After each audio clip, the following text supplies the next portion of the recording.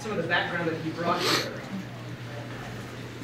After receiving his PhD from computer science from UC Berkeley, he went on to found iMall, and then became after that was vice president of product development at Excite at Home.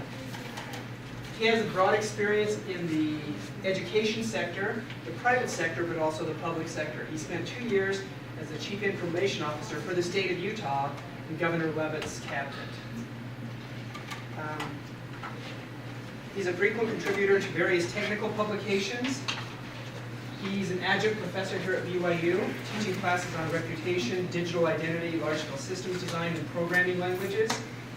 And is currently the founder and chief technology officer of Kinetics, I'm sorry. And serves as an enterprise architect here at BYU. He loves to use technology to solve the big problems of the world, not just in the university, but in the broader community, and is very passionate about, as I understand, about the Internet of Things. And I'll turn the time over to you. Thank you. So, the title of this talk, Events, Picos, and Microservices. You might understand two of those. You probably don't understand what I mean by Picos, but we'll get there. And the reason for talking about this is, as Shane mentioned, that I'm very interested in the Internet of Things. And I'm interested in the Internet of Things because I think it's going to be a lot bigger than most of us anticipate. And I also think that we're doing it wrong.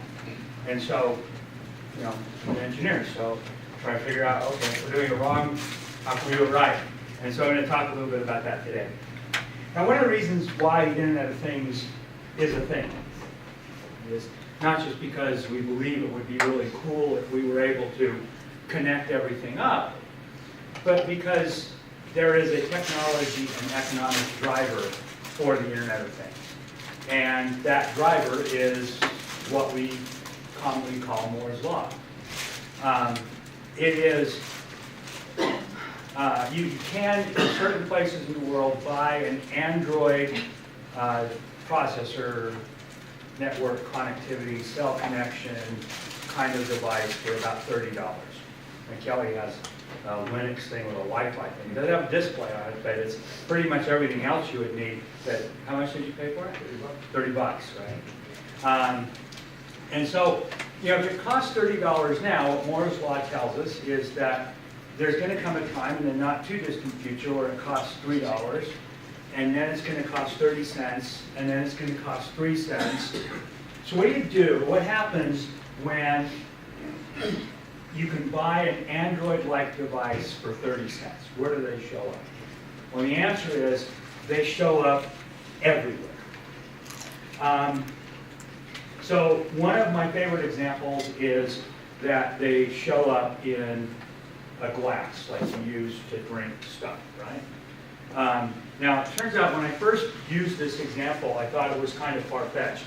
But I actually found out that Budweiser has these already. So Budweiser, they don't give them away, but they take them to events, and it has a QR code on the bottom, and you scan the QR code, and when you do that, it asks you with OAuth if you want to log in with Facebook, and you say yes. And now every time two people toast each other and clink their glasses together, it posts on Facebook that they just did that. So, useful, maybe not, but still, this is a glass which is connected to the internet, right? So now imagine that this is a little bit more involved. The glass could be reporting how much and what you drank to your doctor or your spouse or the police. It could be making a record for the bill. It could even be doing microcharges so that there's no bill, but every time the glass gets filled, there's a microcharge. It could send usage statistics to the glass manufacturer. It could tweet, when you toast your guest, like we just talked about. It could tell the wait staff when the glass is empty or full. It could coordinate with the menu so that items which go well with whatever you're drinking are highlighted. It could, if you were wearing something like Google Glass, which is not a thing anymore, but you know, there will be those kinds of things in the future probably. It could even present as a beer stein or a wine goblet or a water glass, or it could essentially look different depending on what was in it, right? So you would get it, it's the same glass, but it would look different to you. So all of these things are possible with connected glass. Now imagine that it's not just the glass, that all of the silverware and the plate and the table, the bread basket, even the room itself, the chair you're sitting in, all of these things are connected in the same way. And they are coordinating with each other to provide you with an experience. That's partly what we mean when we talk about the Internet of Things. Now this experience is very different than what we normally think of when we think of computers. It's immersive. Right? The difference is these pictures. Right? We think of water as this thing that is in things, and we, you know, go to it sometimes, but most of the time we don't, and we, you know, bathe in it and all of those kinds of things. But water is this thing that is outside of us. But in fact, to a fish, right, the water is the whole environment. The fish doesn't ever think about water. It's just always there. In the same way, we don't really think about air. It's just there. So when the world is permeated with computation, computation won't be a thing that is we hold in our hands. Computation will be a thing that surrounds us. It is literally part of everything we do. That is a pretty big change. And if you want to think about how big that change is, go back and watch a movie that depicts life in 1900, say. And then watch a movie that depicts life in 1960. The differences in lifestyle are vast. Now go watch a movie from the 1980s and compare it to today. Computers are everywhere, but you can mostly watch a movie from the 1980s, and except for the fact that they don't have cell phones, not even notice. It seems like a very similar world. And maybe that's just because I grew up in the 80s. And Alex might think, hey, no, it's completely different. But it seems like the same world. So even though computers have been around and have completely dwarfed, you know, what we thought computers would be, they haven't changed how we think about life that much. This is going to completely change how we live our lives. Now the word that I use for this is ambient computing. Right? Something is ambient when it is part of the environment, when you're just inside of it. And not only computing, but ambient connectivity. We think of connectivity as something which you pay for and you connect with on a one-to-one basis. Right? My phone has connectivity, I'm connected to the Wi-Fi. But ambient connectivity means that the connectivity is literally everywhere and everything is connected all the time. We kind of almost can squint and see that now, but not quite. I wanted to measure the temperature in my beehives using a little, what are those things? Is it? It is a thermometer, but this one is connected to, it was a Kickstarter project, a little blue rubberized container. What was it? Anyway, doesn't matter. It had Wi-Fi, right? It had thermostat connected to the Wi-Fi. And my beehives are like 150 feet from my house, and I couldn't get the Wi-Fi out there without a lot of gymnastics. So connectivity is not quite ubiquitous yet, right? It's not everywhere. Now, one of the nearest examples we have to ambient computing right now is cars. So depending on what kind of car you drive, you probably have between 20 and 50 microprocessors in it, or microcontrollers, and maybe not microprocessors. It has a very sophisticated network, right, because it's a lot cheaper to put a processor in the door to manage the locks and windows than it is to run a big wiring harness from some central computer to manage the locks and windows. So every door has a microcontroller in it. They're literally everywhere in your car. It's a very sophisticated network. But when we're driving down the road, we don't think, oh, I'm driving a big computer network around. We think we're driving a car. And in fact, the user interface is still roughly the same. My grandfather could get in my truck and probably figure out how to go somewhere. But behind that simple user interface is this huge network of computers that we're driving around. You're literally driving a distributed computer. Now, there are a few things that are standing in the way of this vision of the world, or at least making the way we're thinking about getting there maybe a little bit harder. The first and easiest to fix is cost. So think about it this way. Think about a toaster. Most of us are used to connected services that are free. Right? Dropbox is free, as long as you only use a certain amount. iCloud's free. I mean, there's all these services that we think of as free. Well, why are they free? They're free because I spend, if you take out all of the discounts for the contracts and everything else, I spend roughly $500 a year to get a new phone. And most people turn their phone over at least every couple of years. So we're sending hundreds of dollars for this little device somewhere, and a lot of the services that we buy, like iCloud, are supported by this purchase of a phone. Now there's two things. The phone's expensive, and we turn it over all the time. Now think about your toaster. How many of you are willing to spend $500 on a toaster every 2 years? No, I don't think so. It was connected, I would. So if you're not willing to do that, it has some costs if we want to connect it. Or are you willing to pay a yearly software maintenance subscription? No, I don't think so.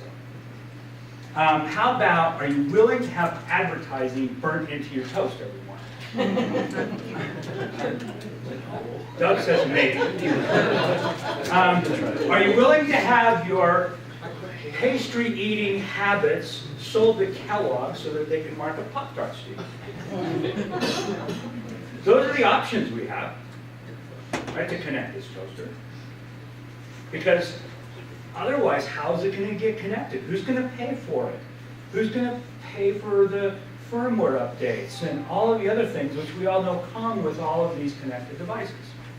Well, like I said, I think that's the easiest problem to solve because costs will come down and we'll have lots of opportunities to figure out how to pay for it. Here's the hard problem. The hard problem is that our current model for the Internet of Things is completely broken. It won't scale. Here's what I mean by that. So I have roughly, maybe this shows, there we go. I have maybe 20 to 30 connected things. I've got a Wi-Fi connected scale, I've got a Fitbit, I've got thermostats, I've got Hue lights, I've got Wemos. I got all of these things. I own all of these things, plus more. Now, every one of these things has a common model. They all expect me to go to their website and sign up for their service and to download their app. And so I've literally got an app for every one of those things on my phone. And when I show up in the office in the morning and want to turn on the Hue lights, I go to the app on my phone and find the right thing and click go. And that's how I control my Hue lights. And that really isn't going to scale when I have 1,000 connected things. Because frankly, not only don't I want 1,000 apps on my phone, I want all of the lights to come on at the same time. I don't want to have to go to the Hue app and then the Wemo app and then over to the Radiostat app and just to get the lights to come on in the room. So this is a problem of coordination. Now, manufacturers think of the Internet of Things like this. Right? The manufacturer is in the middle, and all of the things that they manufacture are connected to them. So you go to TiVo or Fitbit or anybody else can talk about Internet of Things, this is the model that's in your head. But that's not the model we have, because the model we have looks more like this. We've got all of these things, right? And we own all of those things, and we want to do something with it.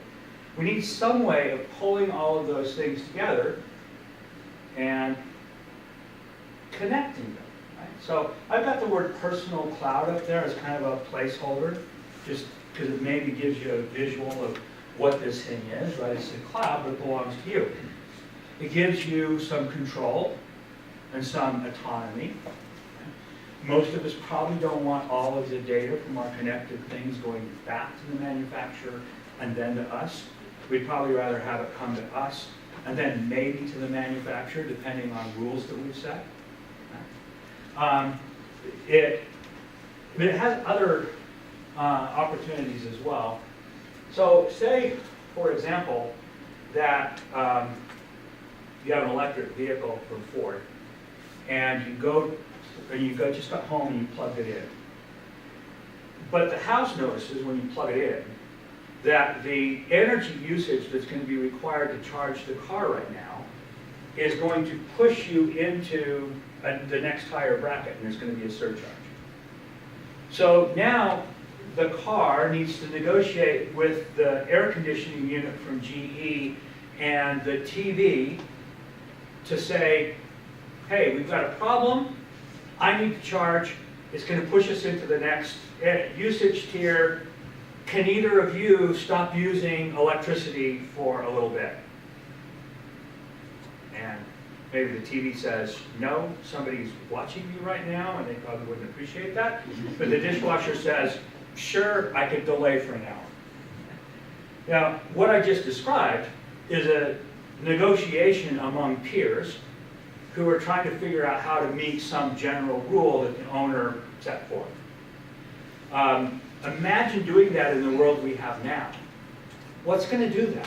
An app on your phone? I mean, how do my truck and the air conditioner even talk to each other? How do they know to talk to each other? I guess we just buy everything from Apple, and then they'll worry about it. But most of us probably aren't going to buy the same everything from one manufacturer. Probably none of us are. So that's an even bigger problem that we have to solve. So this really is not the Internet of Things, it's the Internet of my things. I don't care about the Internet of Things, I care about the Internet of my things. That's the only thing I care about. And if you're talking about the Internet of Things, that leads us to thinking about the API of me, right? What is my personal API for all of this stuff that I've got? Now I don't think we can achieve this vision using centralized solutions, which is what the current IoT model is. So I have some thoughts around a different model we can use. Now, I'm not the only one who's thinking about this. There are other people who are thinking about this too. And so I want to talk about that. I want to talk about it in the context of an experiment, a rather large experiment that I did with a connected car product called Fuse. So Fuse is three things. It's a little device that plugs into the OBD2 port on the car. So every vehicle sold in the United States after 1996 has one of these little ports. You might have seen it down on your car. When you take your car in to have an emissions check, they use it to get data about the car. So your car has one.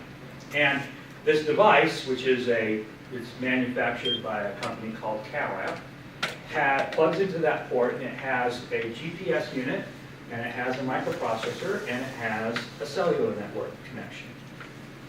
So that's the device. There's a cloud service that the device connects to and sends data to, and then there's an app. I say, yeah, sounds like the same model you were just telling us is broken. Well, it is similar, but there are differences under the cover. The reason it's similar is because if you want to have a product, it needs to feel like what people are used to. So the differences are all under the cover, and I'll explain how some of that works and why it's different. This is just screenshots from the app. right? You can get information about the cars in your fleet. You can get trip data. You can see all of the trips that they make. You can track fuel usage and see alerts when the diagnostic codes come up and all of those things. So it's a pretty standard connected car app in that sense. But how it differs is what we're trying to do is create a system that has these characteristics. Distributed transaction processing and applications. So the ability to do this in different places, do all of the process. Peer-to-peer messaging and sharing, and I'll talk a little bit about that. And then autonomous coordination and contracts between peers. Now, I believe that these three things are essential to an Internet of Things that works. You need the transaction processing to be distributed. It cannot happen on some central server in somebody's cloud. It needs to happen wherever the owner wants it to happen. Those peers, right, this distributed transaction processing, these entities have to be able to talk to each other. So they need to be able to message with each other, they need to be able to share data. And they need to be able to coordinate their actions in order to achieve something that is desirable. Now what we're doing in Fuse is pretty simple on that last part, but you could imagine lots of interesting scenarios. For example, there's no reason why your car couldn't pay for the gas when you pull up. Your car could have the payment system built into it. You don't actually put a credit card in the gas pump, it just charges. Right? So electric vehicles, that might be even more important than gas vehicles. And the primary technology which we use to achieve this is something that I call a PICO. PICO is short for Persistent Compute Object, right? PCO, and just made it PICOs with an I, so that it's not an acronym anymore. One of the things I really like about this word is that a PICO is 1 trillion of something. Right? And I think that the Internet of Things is going to have trillions of nodes, so the wording works out. So let me tell you a little bit about PICOs. So PICOs are little online computers. They can be distributed. They have a unique identity. They represent a specific entity. They function with an open event network, and I'll tell you why I think events are important a little later. They run programs autonomously. They talk to each other over event channels, so they send messages back and forth to each other. They can store data on their own, so they don't have to use some external service to store data. They can provide services to other PICOs or other applications, and they can use external APIs. So they're like little online computers, but they're very lightweight. Literally, we can unsuspend one, run its programs, and resuspend it. The overhead is microseconds. Now, the running the program depends on how big the program is, but unsuspending it and resuspending it is literally no time at all. So they're not like a virtual machine when you think of that. It's really very lightweight. So the kinds of things we do with it are we build constellations of PICOs to represent various entities in a system. So in Fuse, for example, there is a PICO for the owner. And that PICO represents the owner and the owner's wishes, so preferences, for example, are there. And there is a PICO for the fleet, and there's a relationship between the owner and the fleet. Specifically, the owner owns the fleet. That's the nature of the relationship. It's kind of like having root access. Right? If you own something, you have root access to it. So the owner can literally do anything they want with the fleet. But we don't put the vehicles in the fleet. Instead, what we do is we create a PICO for each vehicle. And then the fleet just has a relationship to the vehicles themselves. So when my truck comes back from lunch and I park it, there's an ignition off event. And the ignition off event travels through cellular networks, etc., and ends up in the vehicle's PICO for my truck, which has programs installed in it to know what to do with an ignition off event. Specifically, it goes out, grabs data about the last trip, stores that last trip away, does some extra processing around, aggregating data, etc. And then it sends a message to the fleet and says, Bill's truck just got back from the trip, and here's the summary data. So then the fleet is keeping track of summary data for the entire fleet. So if you're an object-oriented programmer, you're thinking, hey, this kind of sounds like objects. And that's true, except they're online, they're always available, they have persistent storage. Right? They are a little different than the objects you're probably familiar with, in that they are long-lived and persistent. So this is the model that we use underneath the covers to represent the vehicle's PICO. Now, the nice thing about this model is it's very flexible. For example, a fleet can have 2 owners, and that works just fine. And each of those owners have an ownership relationship. When the fleet needs to contact the owner and send a usage report, for example, it knows that it has 2 owners and it deals with that fine. Right? So there's no problem having 2 owners. Part of that is because conceptually, these are not lines in a database, right? You don't have to preconceive of the database schema for making this work and say we want it to work. It can be done entirely after the fact and in an ad hoc nature. There we go. Mixing up my vowels. Further, if we decided, for example, that we wanted to sell one of these vehicles, the new owner could take the vehicle and put it in the new owner's fleet, and now that vehicle is in a different fleet, and all of the data around it, like when it was maintained and everything else, goes with the vehicle. And you may not want the trip data, so you may purge the trip data before the vehicle PICO leaves your fleet and goes to the other fleet. But the point is that this PICO is persistent and represents the vehicle and can be moved from place to place. Now the way we program these is, well, I'll talk about how we program the PICOs in a minute. But the way we build applications that talk to them is also slightly different.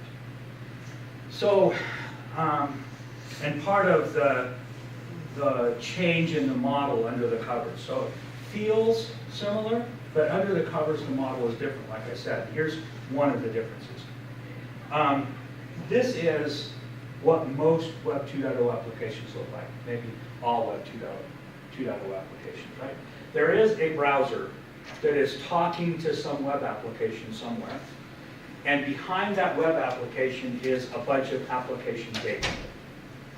And the company makes their money from controlling this application data. Right? That's what they sell, right? To put it bluntly, when they want to make money, is they sell this application data, right? How many times did our users drive to Nevada? Well, they would go into their database and do a query and find out how many times their users went to Nevada and sell that to insurance companies or whatever. The Fuse model looks slightly different. So there is an application, whether it's the application that's running on the web or whether it's the mobile application. But instead of talking to some service that is owned by Kinetics, it actually is talking to the PICO, which is owned by the owner. Now, like I said, the owner is hosting it with us. They probably think it looks like a traditional Web 2.0 model. But in fact, they could take that and host it in lots of different places. It doesn't have to be hosted with us to work. It's a traditional hosting model, and you can move it from hoster to hoster. I'll show you a little bit more what that looks like in a minute. And so the application data is living in one place, namely the PICO. And the application itself is somewhere else and accessing it. And in fact, we use that to our advantage. The Fuse data is going into the vehicle's PICO, and you might be seeing that in a mobile app, you might be seeing that in a web app. You might even, we have an iCalendar feed, so you can see your vehicle's trips in your calendar, which is kind of an interesting thing, by the way. It's really interesting to see where your car's gone juxtaposed to all of the other appointments in your calendar, because suddenly all of those trips start to mean something, right? Because, oh, that was the trip where I went to this meeting or whatever. And you might say, well, yeah, but this is just normal because it's an API. But the point is, it's the API on the vehicle Pico, not an API that is some general purpose thing that is standing in front of some web application. Even more interesting is, rather than a model where the system presents an API for a collection of resources, namely all of the vehicles, in Fuse what's happening is the Picos can each have their own API. Now they start out the same, but as people install or uninstall applications in their Pico, the API to the Pico actually can change and do something different. The API might stay the same, but the processing underneath might be different. So each Pico can be individual or customized for an individual experience. Now, if you're a programmer, you might be thinking this sounds like a recipe for disaster, and that might be true. I don't know, it's probably too early to tell yet. So, another interesting thing you can do with this model is we talked about how the vehicle can have an owner and even have two owners.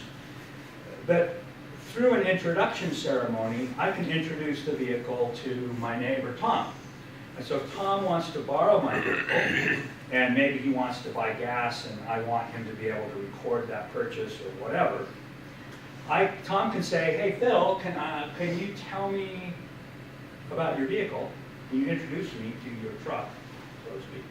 And I say, sure, here's the information about the truck, and Tom can then create a relationship with the truck. Now as the owner, I'm not likely to make him an owner because he's my neighbor and he's just borrowing it, but I can create a different type of relationship where he's now the borrower. And maybe as the borrower, he can buy gas and he can unlock the doors and start it, right? In a future world, Fuse doesn't allow you to do that. You strictly want it to be read-only at this point for security reasons. But you can imagine, right, there are devices that allow you to do that. So now I don't even have to give Tom the key. Tom, just because I introduced him to my truck, now can go unlock it and start it, and I can put timestamps on that and everything else. So essentially, this Pico model allows a very flexible relationship between all of the entities. What's more, I can create relationships between my vehicle and lots of other things. So my vehicle could essentially enter into contracts with the auto parts store or the manufacturer or the gas station or the insurance company or the tax commission. And my truck could now be in charge of, through autonomous agents running in its Pico, managing those relationships. Maybe I've told my truck, yes, I want you to tell the dealer when there's a diagnostic code so they can help me figure it out. And I need you to tell the service station that I just bought gas so that they can charge me. And here's the data that I'm allowing you to send the insurance company. And yes, you should pay your taxes and send all of your emission data and everything else to the tax commission once a year. And now my vehicle could just do that because it would have the ability to contractually enter into these relationships. Now, we've experimented with this piece. We haven't actually built this out. But for example, we have ties into Salesforce, for example, so that a company could use Salesforce to talk to the Picos of their customers. And maybe there would be some, in the Pico there might be warranty data, so there might be negotiations around that, and who's going to pay for it. So let's talk about one of the underlying features, and that is this idea of events. Because I think this kind of came at this from the world of events to Picos, not Picos to events. But I think events are really interesting and are important for the Internet of Things. And there's a reason why I think that's true, especially when you compare them to requests. So an event says this happened instead of asking or telling, please do this. Rather than asking a question, an event is just saying, hey, something happened. So to imagine the difference, I want you to think about your living room. And imagine you've got a stereo. And what you want to have happen is when you get a phone call, you want the stereo to mute. Now, if you're a programmer, you've already started solving this problem. you're imagining, okay, so I need an API on the receiver for the stereo, and I'm going to write an app on the phone, and that app's going to know about the API on the stereo, so that when the phone call comes in, the app can say, oh, there's a phone call, and it can send a request to the stereo and say, will you please mute? That's how we solve that problem today. So ignore the fact that most receivers don't have APIs. You can imagine that they do. Now I'm going to up the ante. Not only do I want the stereo to mute when the phone call comes in, I also want the DVD player to pause. I'd like the room lights to come up. And if the curtains are closed, I'd like them to open. So now you have to know about the stereo's API, you have to know about the DVD player's API, you have to know about the room light API, and you have to know about the curtains API. And now I want you to turn this into a product. This isn't just a private personal project, this is a product. So now you've got to know about every stereo's API, and you've got to know about every DVD player's API, and you've got to know about every lighting system's API, and so on. This is a really hard problem, right? Because essentially what we've done is we've said, in order to solve this problem, the app running on this phone has to know all of this stuff. We've got to take knowledge out of all of these places, and we've got to stick it in an app on it. So now we're going to solve this problem a different way. We're going to solve it with events. So with events, the phone has an app, and it gets a phone call, and it just sends out an event and says, hey, there's a phone call. The phone's job is done. The app is simple, and you want to say, well, then what happens? Well, there's a stereo, and it's listening for events. And one of the events it's listening for is a phone call event. And it's been configured so that when there's a phone call event, it mutes. Same with the DVD player and so on. Now, I'm not claiming that this is trivial. But what I am claiming is that it's simpler because the semantic information of what a stereo does is kept inside the stereo. And the semantic information about what a DVD player does is kept inside the DVD. Right? So the fancy word I use for this is semantic encapsulation. So events allow us to encapsulate semantics within the device rather than having to spread the semantics around to all of the other devices. Because we just imagined that we had a phone and we wanted these things to happen. Imagine, that's a one thing. Imagine the many-to-many problem of all of these things have to know about and talk to each other. Events solve that problem. At least they make it tractable. May not solve it, but they make it tractable. So events are autonomous. They can be sent without everybody else having to know what's going on. Event-driven systems are more loosely coupled.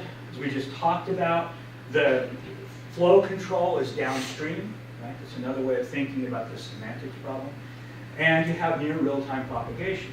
So a lot of advantages to events.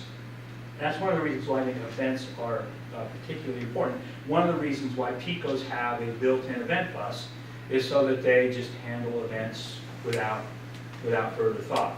They know about events from the start. Now, Picos themselves are programmed, I probably have these slides backwards, but that's okay. There's a familiar model for programming Picos. So right now, there's this thing called the Connect Rules Engine, which is what gives life to Picos. If you're a Java programmer, think of this as the container.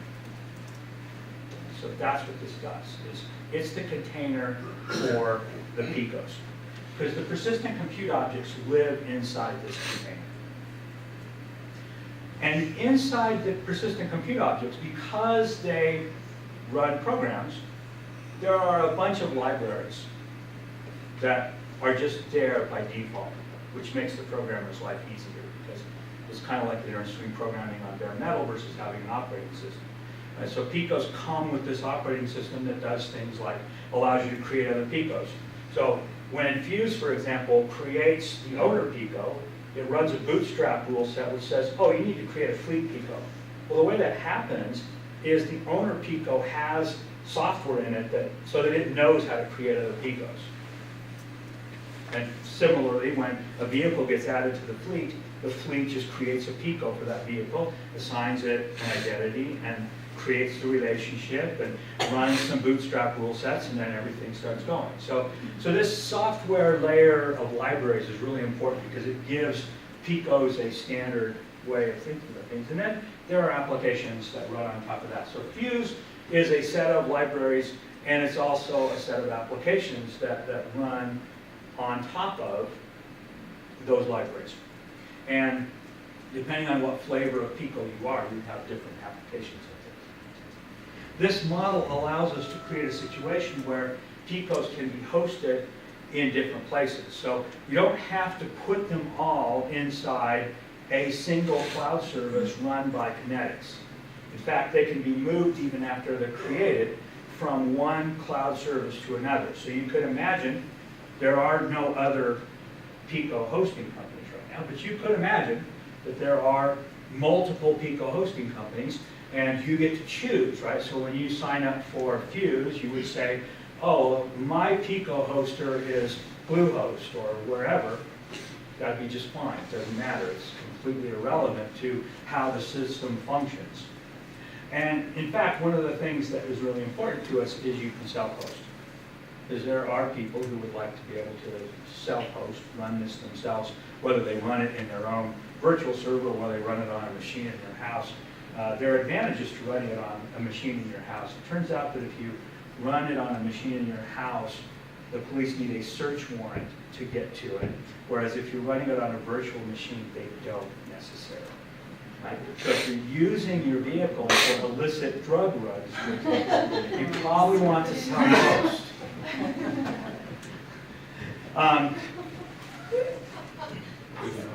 Yeah. That's a good way to remember. So this idea of hosting, though, is a really important concept because one of the things that makes the internet work, one of the reasons why the internet is decentralized and still works, is this concept of substitutability. You can substitute one email provider for another, and you don't care. Well, you do if you use their default email address, which is a different subject. You should get your own domain, but that's a different topic. I've had Windley.org for a long time, and my email address is phil@windley.org, and it's been that since 1996, even though sometimes I host my own email SMTP server, and sometimes I've run it at Google, and other times I've had it on a company server. I've only had one email address. In other words, email is substitutable. This is a really important concept for building a decentralized Internet of Things. Open source, open standards, github.com/KRE. It's not necessarily easy to install, but I'm working on that. That's one of the blessings of Docker. So it's not just about manufacturing things. We've been talking about Fuse and thinking about cars and data from cars and so on. But think about a pothole. So you pull into your neighborhood and there's a pothole in the road. That pothole could have a Pico. It definitely has an identity, right? It's different than all the other potholes in the world. And there's data about that pothole that we might want to store. And that pothole has a relationship to the street that it's in and the infrastructure that's under that street. And that may not be important to you. You may just want to be able to ask the city, hey, there's a pothole in my street, when's it going to be fixed? And see a schedule of when the crew's coming out to fix it. But a city engineer showing up may look at it and say, oh, wow, look, there have been 15 potholes within 10 feet of this space, and if I visualize underneath and look at the infrastructure layers, I can see that there's pipes down there. Maybe there's a leak down there. We should go look. So everybody could have a different view of this Pico, but the Pico could be representing something as non-device-like as a pothole or a concept or something else. Pico networks can get complex. This is actually one that we built a couple years ago for BYU, for a BYU Guard Tour. So guards at BYU, like at MTC, go around and they want them to go to different locations and make sure that they went there. So every location, in a room, for example, could have multiple locations. If I want you to go check and make sure that painting is still there, but I may actually not want you to just come to the room, I might want you to go over the painting. Every location has a Pico. Every tour is a collection of Picos. Every person has a Pico. And all of the reports that get generated have their own Pico. So literally at this point, they've been using it for a couple of years. I suspect there's thousands of Picos in the system. They're all related to each other in a way that makes sense for the purpose we were trying to achieve. What's interesting about this system is it doesn't have any user accounts, which is kind of weird when you first start programming, right? Now, there are users, and they do have to create a Pico, but all you do is you just associate their Pico with the institution and give them a role, and now they are a guard or a manager. They don't create an account in this system. The system has no notion of accounts because the people are presenting themselves as autonomous individuals.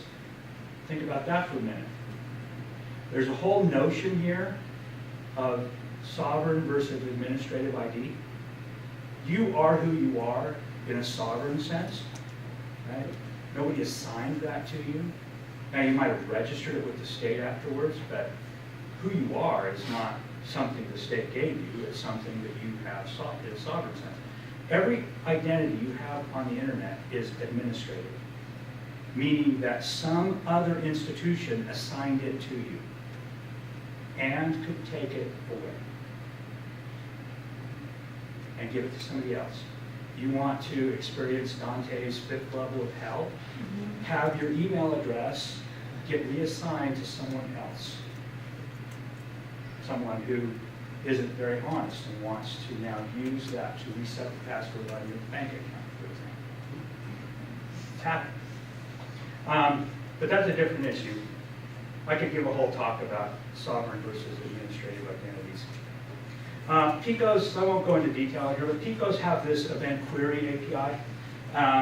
And this is what provides this programming model that I talked about earlier, where an application talks to the Pico on its own API, rather than be some cloud service somewhere that has a single API for everybody. So, briefly, the way Picos work, they feel like microservices. You probably, if you're a programmer at least, you've heard this term because the internet won't shut up about it. And this is just a, kind of a general definition of what people mean when they talk about microservices. It's a different way of programming, right? The idea is microservices versus monolithic services, and how those work. The thing that's interesting is they're small and they're independently deployable. So let me show you for an interaction on Fuse and talk about why that feels like microservices. So, like I said, Fuse has this general notion, or Picos have this general notion of an event bus, right? So if we're talking about a vehicle's Pico, there is a vehicle event bus. So every one of my vehicles has a Pico and it has an event bus. And the device that's in the car sends events to the Pico. So for example, the company that manages the devices is Clairvoyant. So there is a Clairvoyant numeric data key event. How's that for meaningful? All it means is, hey, we have some numeric data for you. That's literally all it means. Now, it turns out that some of that, sometimes when you get a numeric data key event, that is about the fuel level. And so there's a rule that's looking for low fuel levels. So it's just watching these numeric data key events and saying, are any of these about fuel? And if they are, it repurposes that event into a Fuse update fuel level event. So essentially, what it's doing is it's doing semantic translation. It's translating this kind of numeric data key means something to cardboard. It doesn't mean anything to fuse, right? So it translates that into a fuse update fuel level event. And there's a number of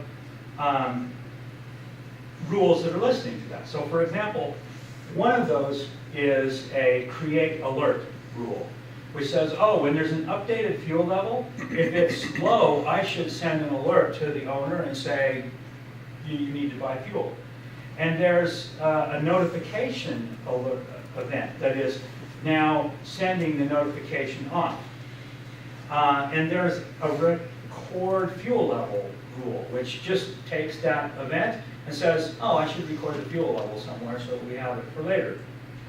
And we could send it to external services like if this then that, for example, so that somebody could write an if this then that thing against it. Now, another interesting thing about this is the fuel level low rule is not the only one that's generating this update fuel level event. There's also a save trip event. Every time a trip gets saved, it generates an update fuel level event too, which causes the system to go out and do all of these things.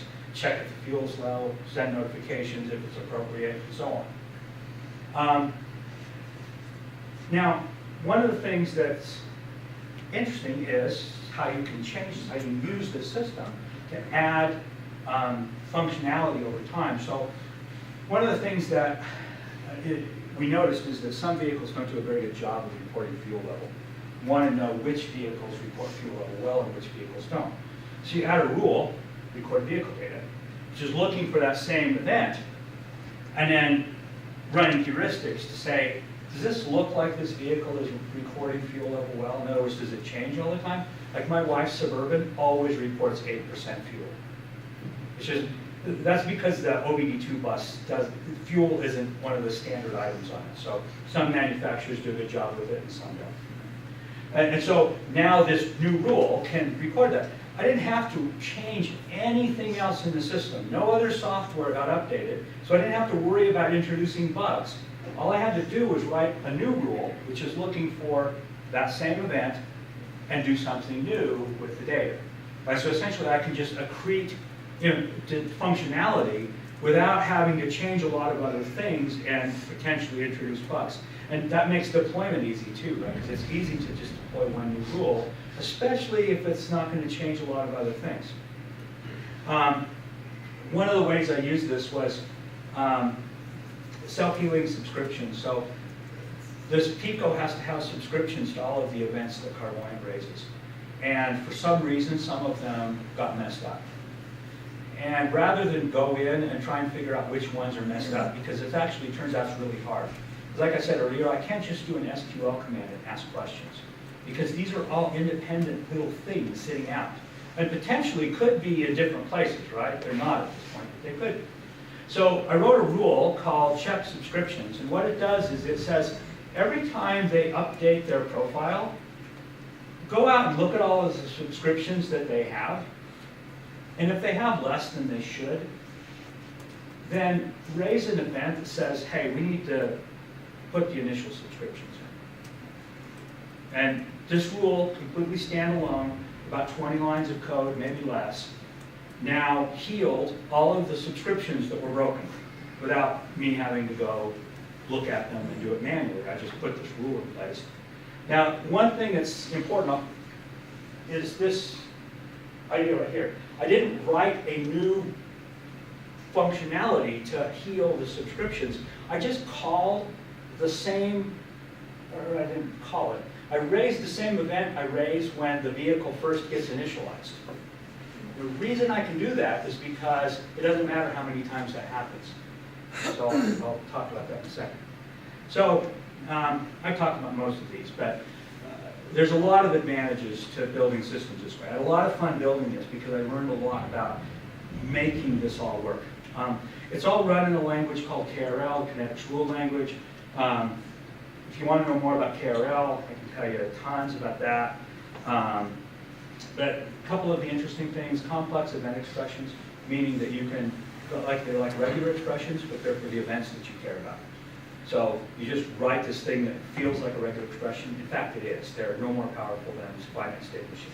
Like they compile the finite state machines. and persistent variables. So you don't have to tie into a database. You just store something in the variable, and it's going to be there the next time you come back. And so things stay put when you put them down. So lessons learned. One of the things I learned in building all of this was we need a lot better developer tools. So we're working on that. But developer tools are key. I would like, for example, to be able to visualize the event graph. It would be nice, for example, to have better logging. I cheat because I have access to the system, so I just go look at the system logs. But if you were programming this and you didn't have access to system logs, there would be a few things that might be tough about that. The interesting thing about the developer tools is they're all built in KRL on Picos. They're not built in the underlying platform. So we're starting to build the tools for doing KRL in KRL itself, which is fun. I talked about self-healing. This is a really important idea in these kinds of systems, because you don't necessarily have access to them. You might be able to do a firmware update, but you need that firmware update to go out and fix things, not just go into a database somewhere. I mentioned this idea that I call the same event that I do when I initialize the Pico when I want to fix the subscriptions later. The fancy word for that is idempotent, meaning I can run the same thing over and over again without accretive effect. And so I can check this, I can essentially initialize the subscriptions as many times as I want. I won't get two ignition off events if I do that, right? I will still only be looking for one. Dealing with asynchrony is fun. These things are independent processors running on the network, right? When you get hundreds of them interacting, dealing with the asynchrony is something that's different than a lot of the ways we program.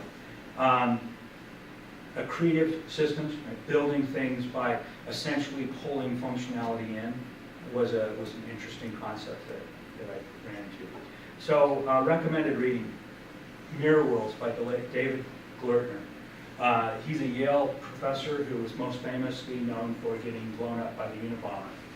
He wrote a book called Mirror Worlds. If you go read this book and squint just a little bit, you'll think he wrote it 2 years ago. He wrote it in 1993 before the web even existed. Very interesting. Snow Crash by Neil Stephenson. If you know who Mark Andreessen was, he invented the modern browser. I was at a meeting with Mark Andreessen in 1998, and he comes in the room, he sits down, and he says, "So have you read Snow Crash?" And I said, "No." And he says, "Well, then I can't even explain to you what I want to talk about." So I read Snow Crash. So, funny story, last year I was in a meeting with Mark, and I reversed the roles. I asked him, "Have you ever read Rainbow's End?" And he said yes, so I didn't get to pull it. Rainbow's End. If you want a slightly dystopian novel about what the Internet of Things could end up being like, Rainbow's End is your book. Very entertaining, Hugo Award winner. Intention Economy by Doc Searles. If you want to understand this idea of how things can contract for services on their own, Doc has written a lot of information about that. And Trillions by Lucas and what's the third guy's name? McManus. I can't remember the other guy's name. I can't read it. Anyway, book about trillion node networks. So, thank you.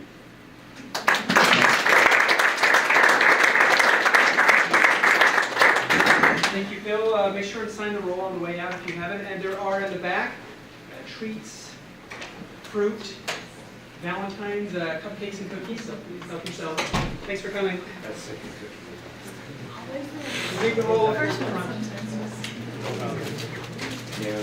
By the way, I should have mentioned Alex sitting here was one of my partners in crime for the theater, so he understands all this stuff. Ask him any questions you have. He was the only one in the room going like this. And he got the desk right.